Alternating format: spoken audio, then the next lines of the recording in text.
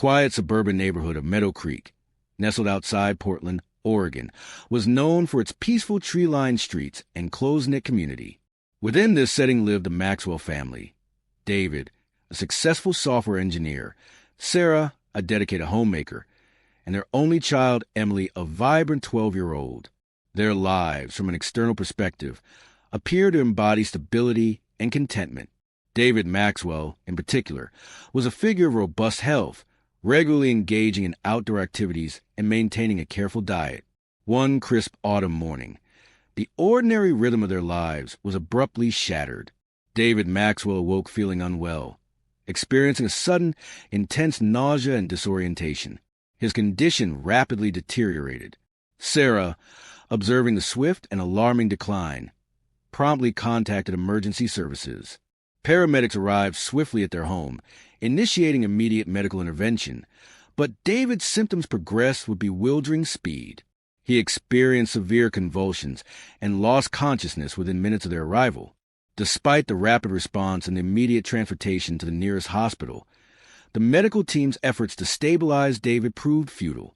Within a mere hour of his arrival at the emergency room, David Maxwell was pronounced deceased. The suddenness of his passing left the hospital staff perplexed. There had been no prior history of cardiac issues, no known severe allergies, and no underlying conditions that could account for such a rapid, catastrophic physiological collapse. The medical professionals noted the unusual speed and severity of his symptoms, but without a clear pathological indicator. The preliminary cause of death was recorded as a sudden, undetermined cardiac event.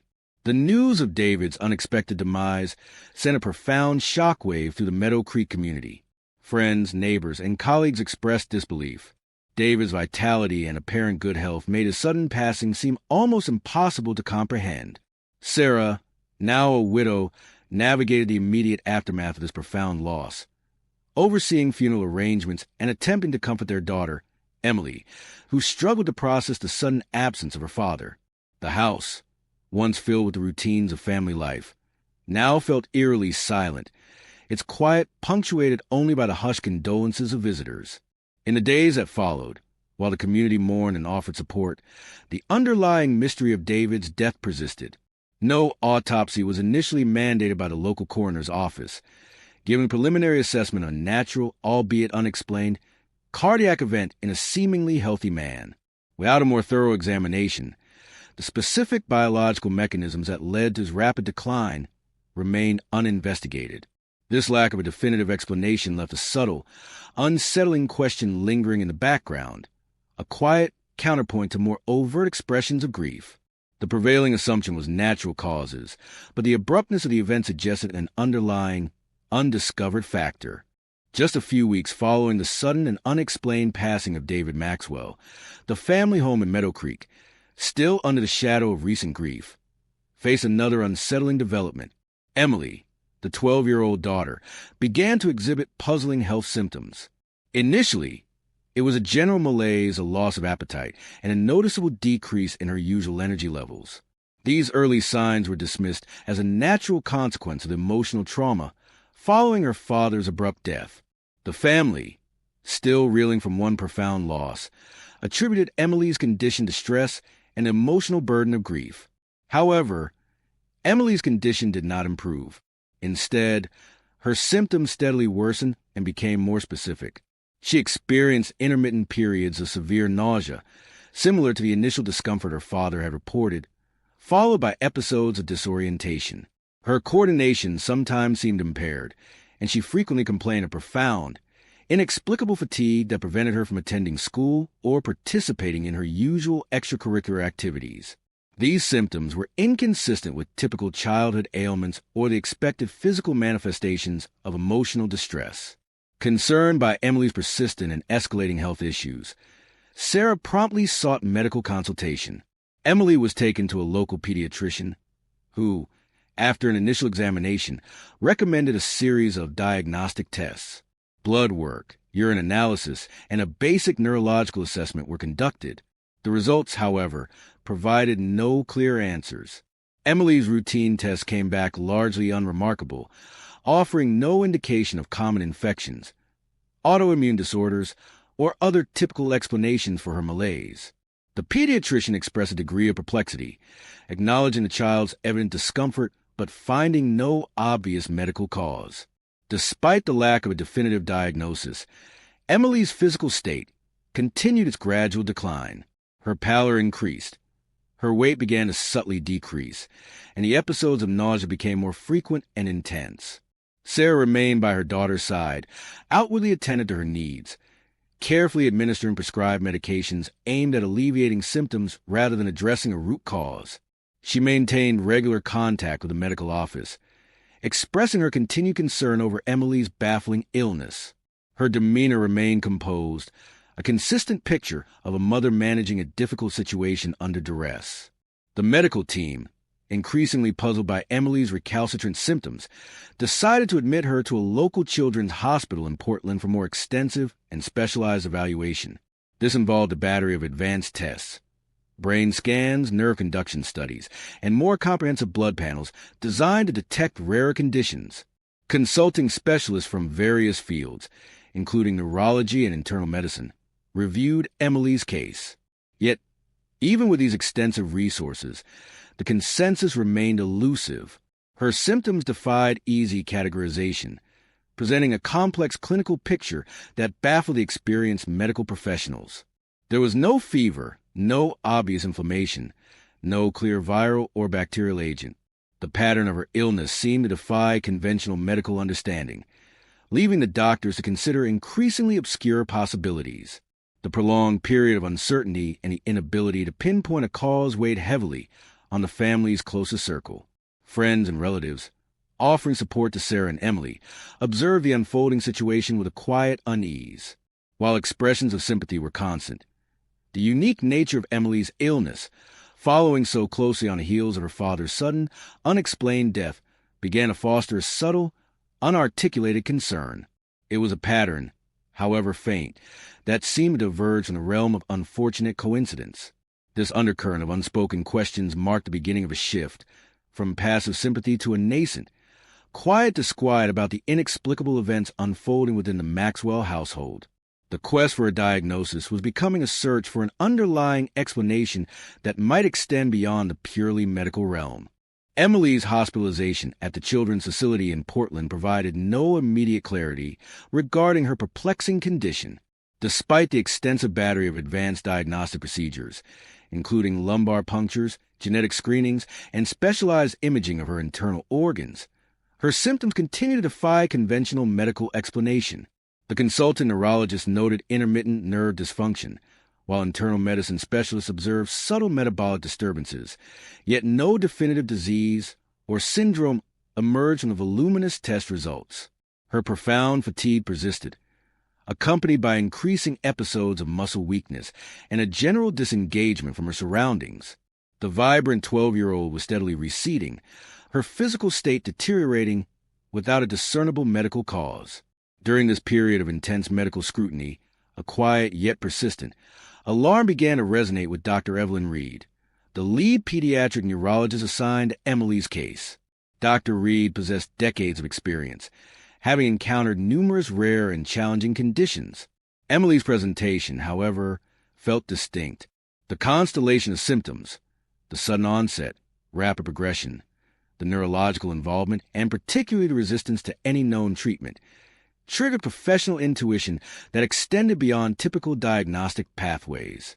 She noted the similarities, however subtle, between Emily's current symptoms and the vague descriptions of her father's rapid decline just weeks prior, a detail that had been relayed during Emily's medical history intake. While the initial medical report for David Maxwell had cited an undetermined cardiac event, Dr. Reed's experience whispered of something more insidious, something not naturally occurring.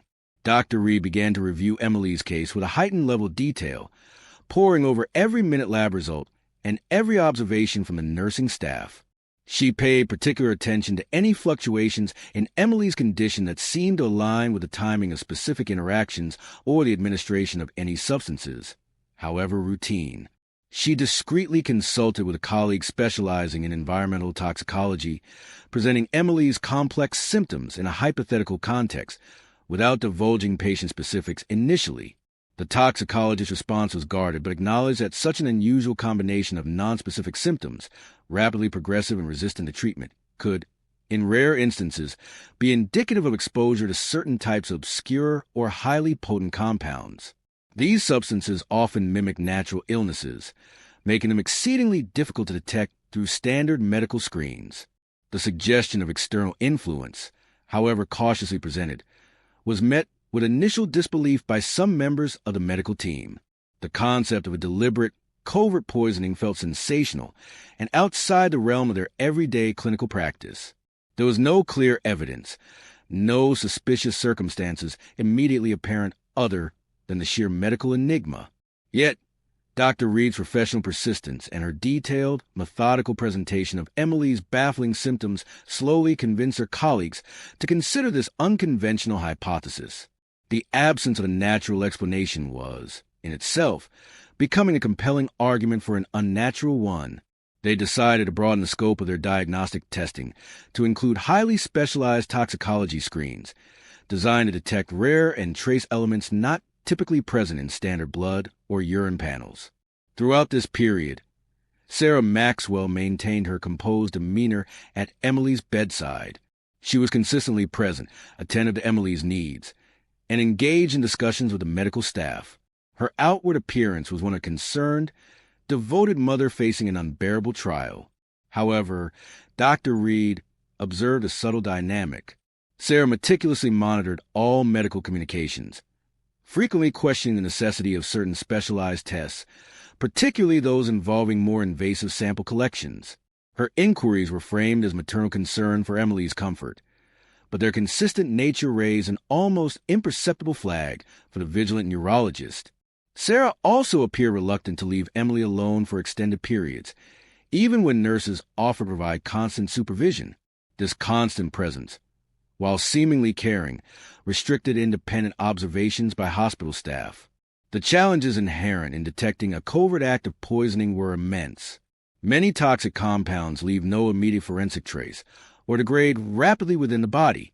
Their symptoms often mimic a wide array of natural illnesses, creating a diagnostic labyrinth. Furthermore, the very concept of such a crime occurring within a family structure often creates a psychological barrier for investigators and medical professionals alike, making it difficult to entertain the possibility. The lack of a definitive autopsy for David Maxwell, attributed to the initial conclusion of a natural cardiac event, now loomed as a significant impediment. Without a tissue sample from David, direct comparison to any findings in Emily would be impossible. Despite these hurdles, Dr. Reed's quiet determination prevailed. She collaborated with the hospital's legal department and senior administration, presenting her growing conviction that Emily's condition warranted a more focused investigation into potential external factors. The combination of Emily's inexplicable decline and the recent, equally unexplained death of her father provided a compelling rationale for this extraordinary step.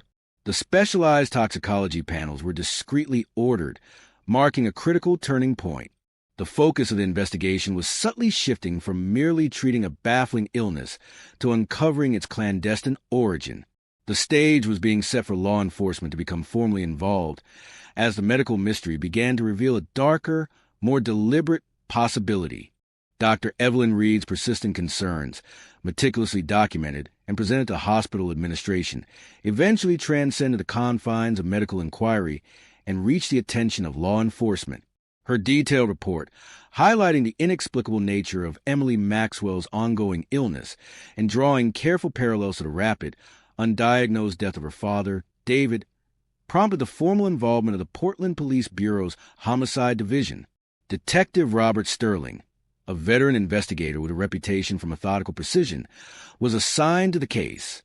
He immediately recognized the unusual pattern, understanding that such medical anomalies, when occurring in close succession within a single family, often suggested an underlying, deliberate act rather than a series of unfortunate coincidences.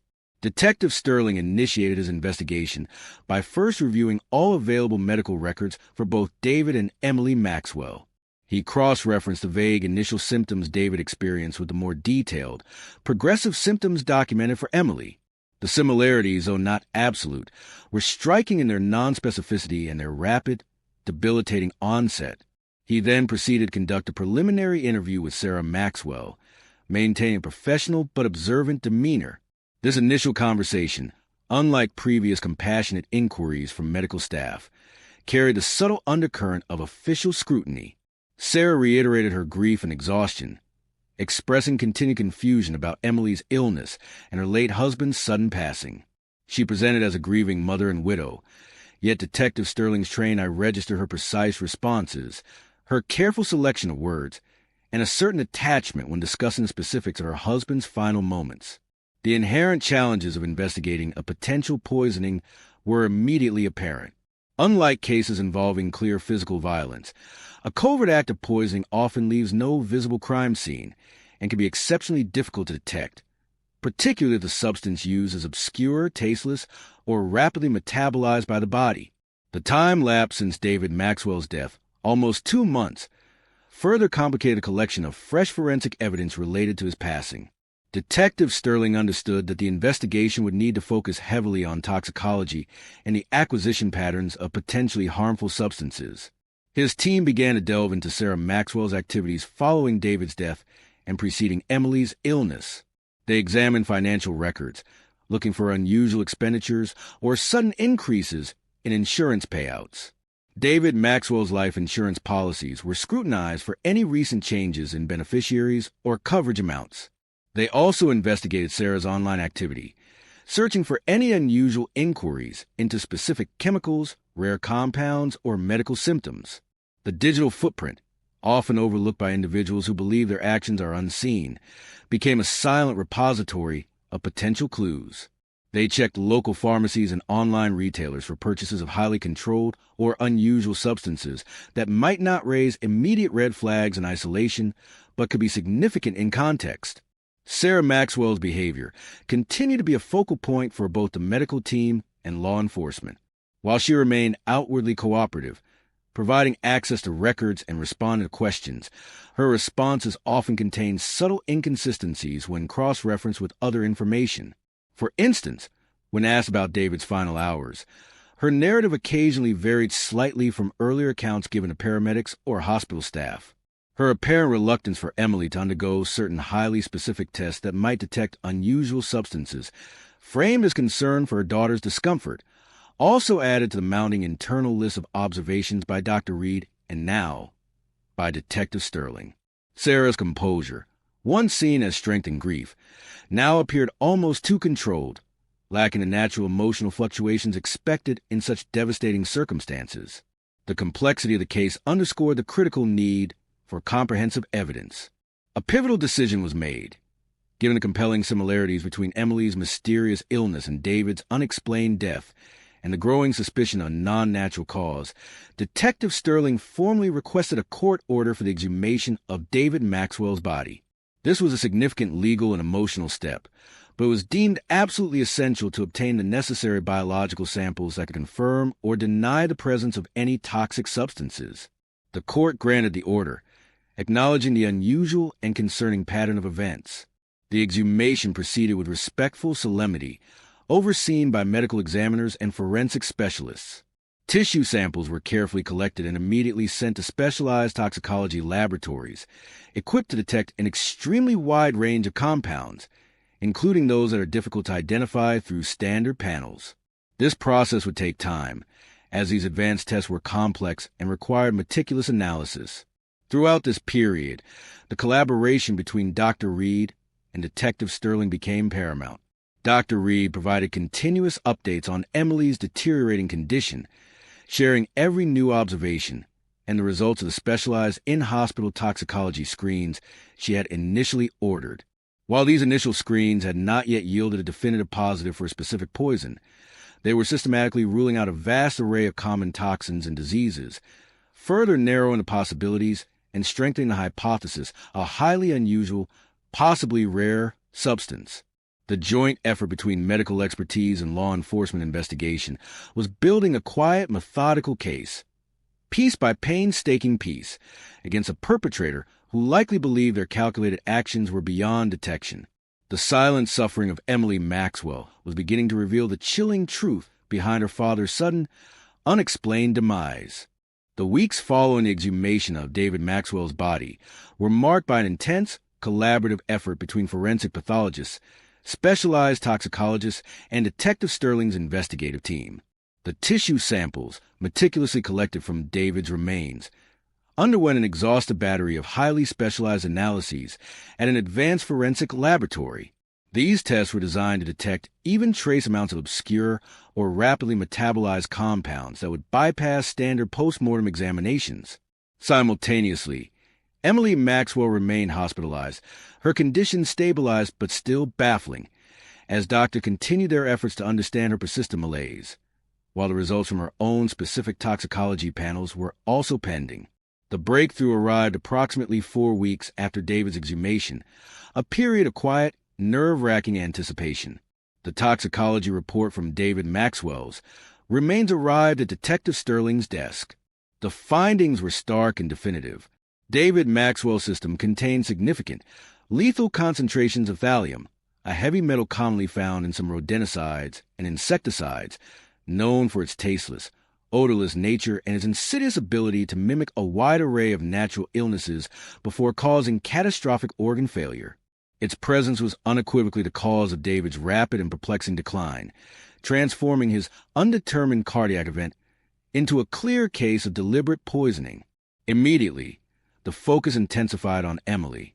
Her own specialized toxicology results, processed by the same lab with the same advanced techniques, subsequently confirmed the presence of thallium in her system as well, though in much lower, sublethal concentrations.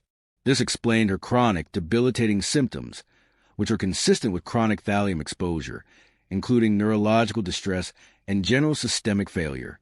The medical mystery surrounding both father and daughter dissolved, replaced by the chilling reality of a calculated, repeated administration of a deadly substance. With the identification of thallium as the weapon, the investigation pivotally shifted from a search for a cause to a search for the perpetrator and the means of acquisition. Detective Sterling's team immediately initiated a rigorous inquiry into how Sarah Maxwell could have obtained such a substance. Thallium-based products are highly regulated in the United States, not readily available to the general public.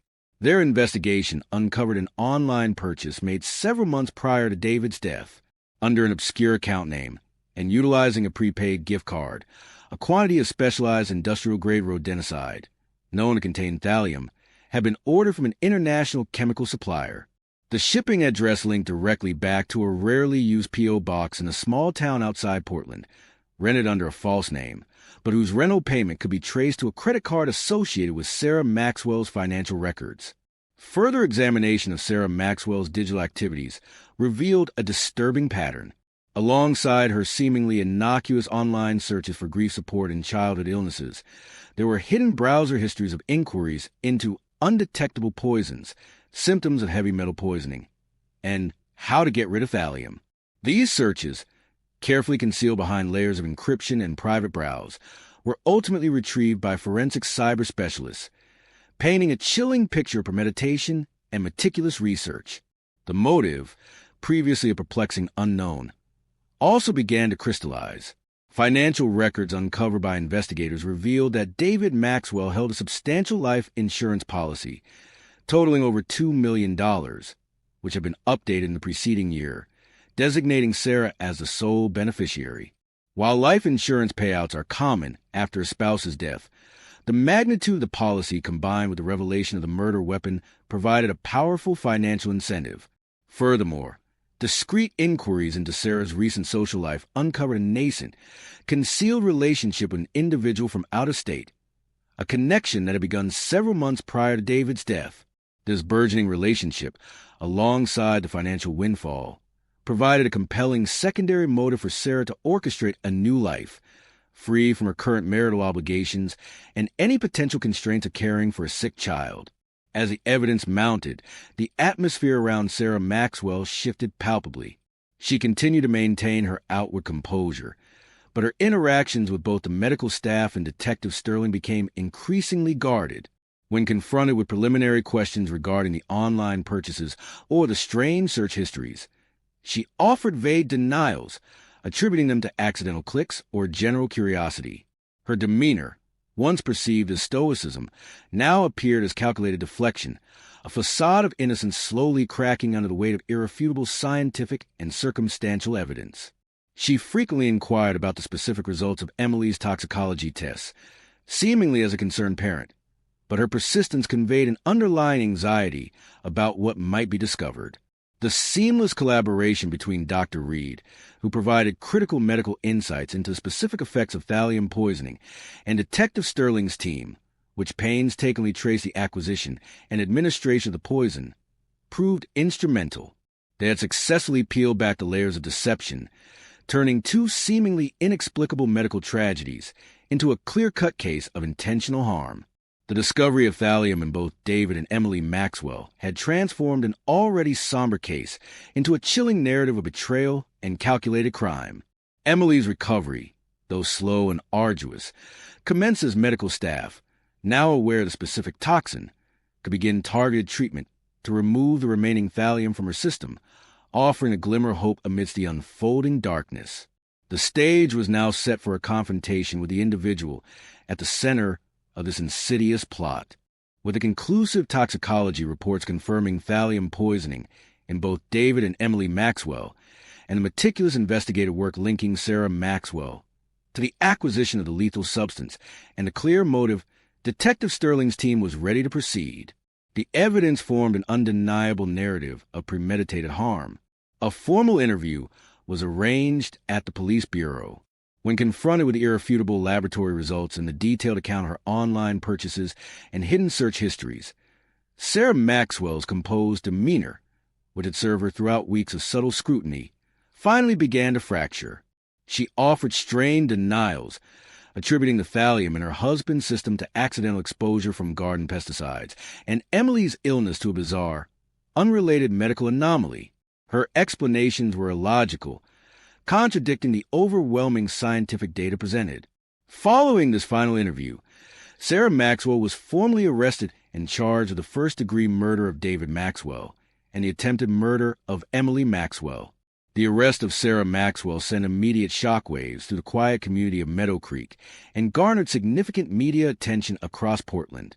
The narrative of a grieving widow and concerned mother was abruptly replaced by the chilling reality of a calculating perpetrator. A grand jury quickly reviewed the compelling evidence presented by the prosecution, leading to Sarah Maxwell's indictment on both charges. The trial of Sarah Maxwell commenced several months later, a complex and somber proceeding held in the Multnomah County Courthouse in Portland. The prosecution, led by a dedicated team of assistant district attorneys, meticulously built their case, presenting a systematic and devastating account of Sarah's calculated actions. Their opening statements outlined a chilling plan fueled by financial gain and a desire for a new life. The core of the prosecution's case hinged on the scientific certainty of the thallium poisoning. Forensic toxicologists provided expert testimony, explaining the insidious nature of thallium, its symptoms, and the irrefutable presence of lethal levels in David Maxwell's tissues and sublethal levels in Emily's samples. They detailed how such a substance would mimic natural illnesses, explaining the initial diagnostic confusion that had shrouded both cases. Next, the prosecution presented the digital footprint. Cybercrime specialists testified to hidden online searches for undetectable poisons, symptoms of thallium poisoning, and method of acquisition, all traced directly to devices and accounts associated with Sarah Maxwell. This was followed by irrefutable evidence of the specific online purchase of industrial-grade rodenticide containing thallium, shipped to the P.O. box rented by Sarah under a false identity. Financial analysts presented evidence of David Maxwell's substantial life insurance policy, highlighting the recent increase in coverage and Sarah's status as the sole beneficiary, providing a powerful financial motive for the crime. Further testimony revealed Sarah's concealed romantic relationship, which had begun prior to David's death, offering a compelling additional motive for her desire to eliminate her husband and escape her family life. The defense counsel for Sarah Maxwell attempted to counter the overwhelming evidence. They argued that the thallium could have been an accidental environmental exposure, perhaps from contaminated water or food, though no other cases of thallium poisoning were found in the area. They suggested that Emily's illness was a tragic, unrelated medical condition that had coincided with her father's passing. They painted Sarah as a distraught woman, emotionally vulnerable and unfairly targeted by investigators seeking easy answers. They tried to cast doubt on the specificity of the digital evidence and the exact timing of the thallium administration. However, these counterarguments largely failed to undermine the cumulative weight of the scientific, financial, and digital evidence presented by the prosecution. The sheer volume and consistency of the data, meticulously linked to Sarah Maxwell's activities and direct benefit, proved insurmountable.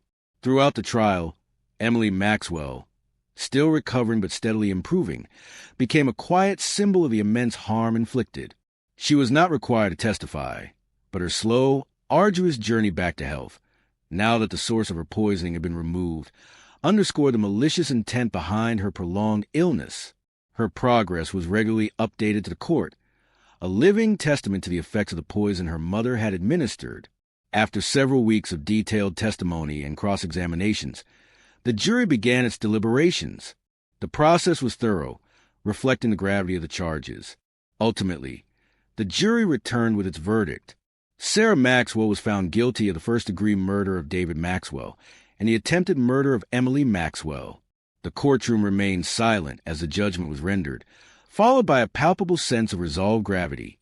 In a subsequent sentencing hearing, the judge delivered a harsh sentence, acknowledging the premeditated nature of the crimes, the breach of trust within a family, and the profound suffering inflicted.